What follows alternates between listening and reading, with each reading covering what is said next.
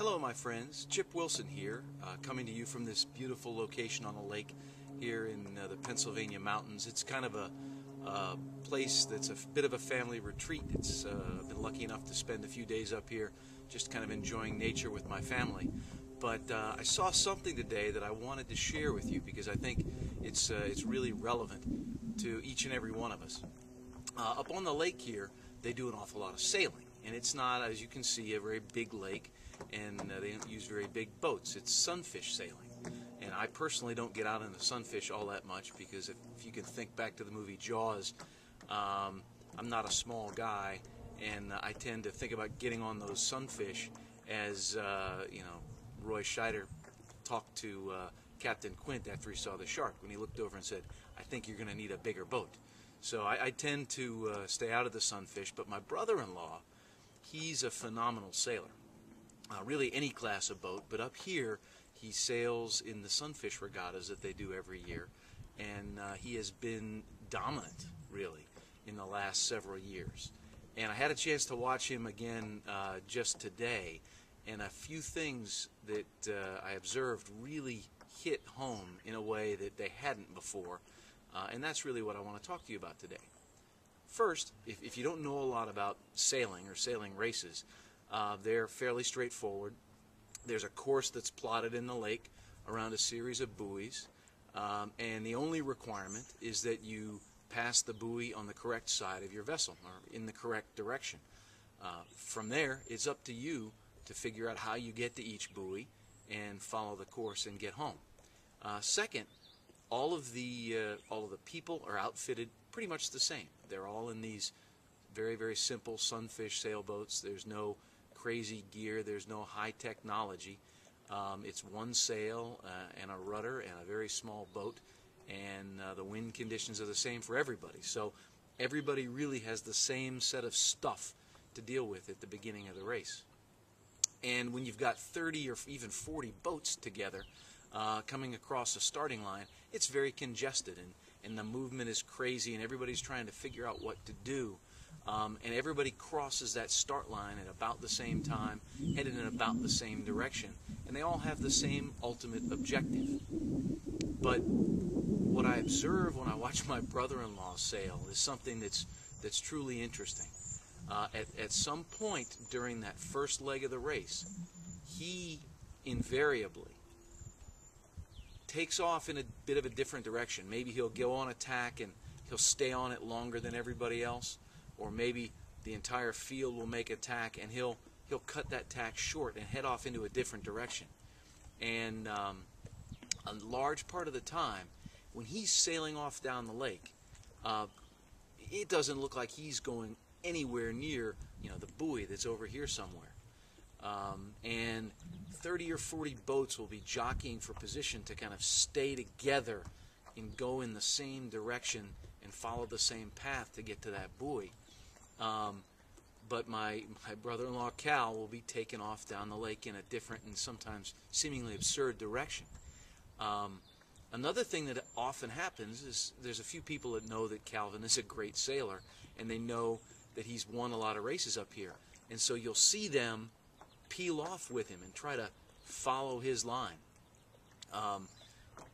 And they'll do this often for quite some time, but 9 times out of 10, even for those people, after a while, they'll look to the rest of the pack and see them closer to an intermediate objective, and they'll bail out. They don't have the faith to stay on that tack that my brother-in-law is on, and so they try to go back and do things the way that everybody else is doing them.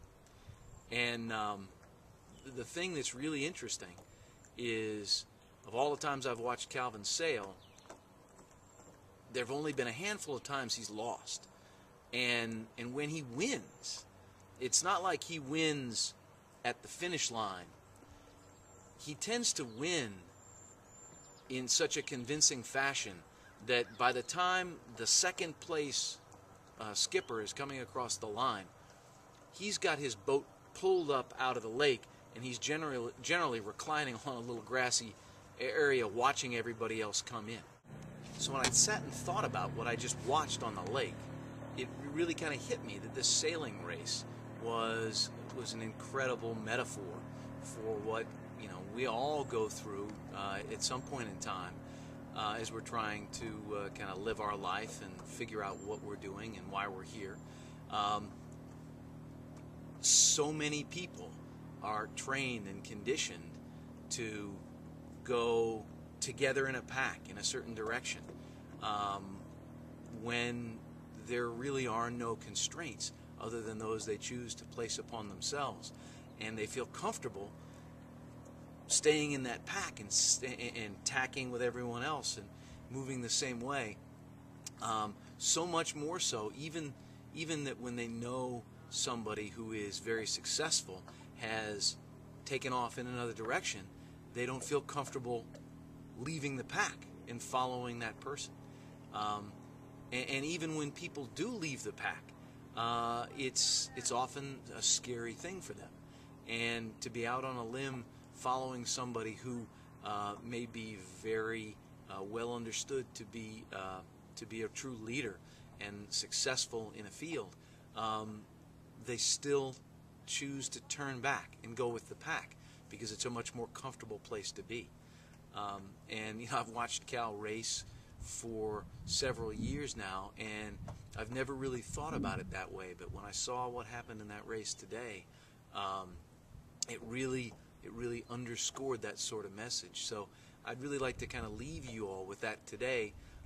Think about what you're doing in your life and whether or not you are sticking with the little pack, following and doing what they're doing, or whether you've made a decision to take that step and go do something in a different way that may be perceived as risky or crazy, but has the opportunity to create something substantially more lasting and valuable for you and other people who you influence and touch and come into contact with on the journey.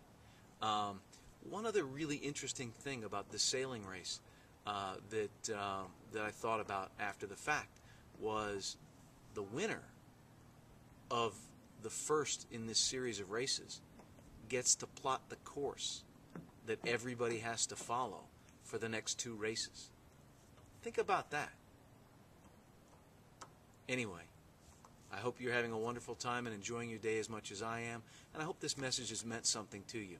Please feel free to comment, shoot me an email, chipwilson87@gmail.com. I'd love to hear from you, and make it a great day. If you want to change your situation, learn how to set your own course, listen to a message from my colleague Andrew Cass at www.forgeyourlegacy.com.